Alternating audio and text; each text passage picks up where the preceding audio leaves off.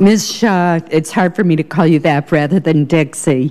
One of the reasons that I'm so pleased that you could join us today is you have the frontline experience of actually meeting the needs of our seniors in rural Maine. You've talked about the impact of high heating bills. You've talked about the difficulties with transportation.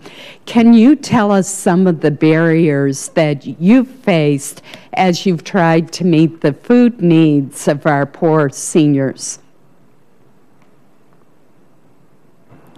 Yes. Some of the barriers are obviously the distance that's involved to get to. That's why we serve 25 food pantries, and we want to get into 25 communities so we can be as close to people as possible. There's great distances involved to get to some of the major towns. So the transportation, again, is an issue, and the distance that we're trying to cover.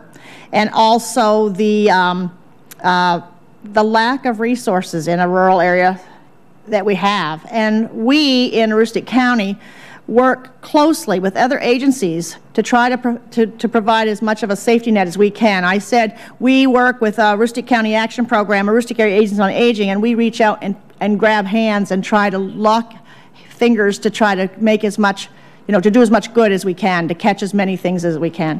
What do you think is the greatest unmet need of low-income elderly that you serve?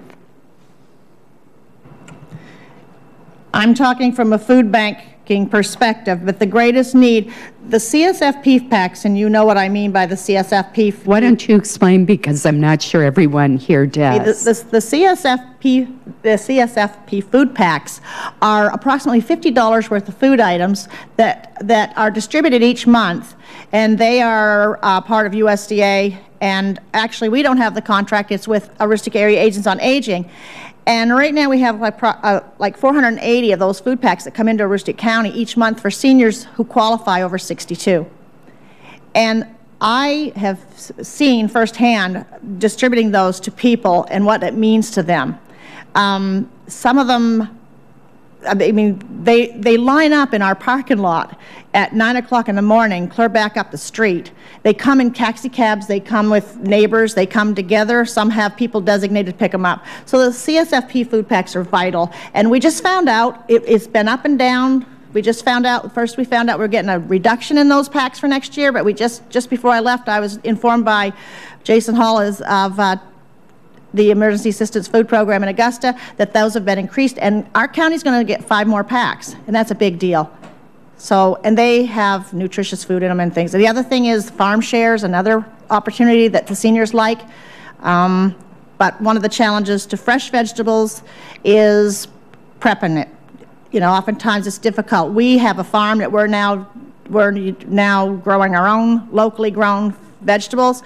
We're working with a little microprocessor in Van Buren that's able to slice and dice them, which is perfect because they then go to the seniors in a little pre-packed package that they don't have a great big giant rutabaga they have to try to chop up.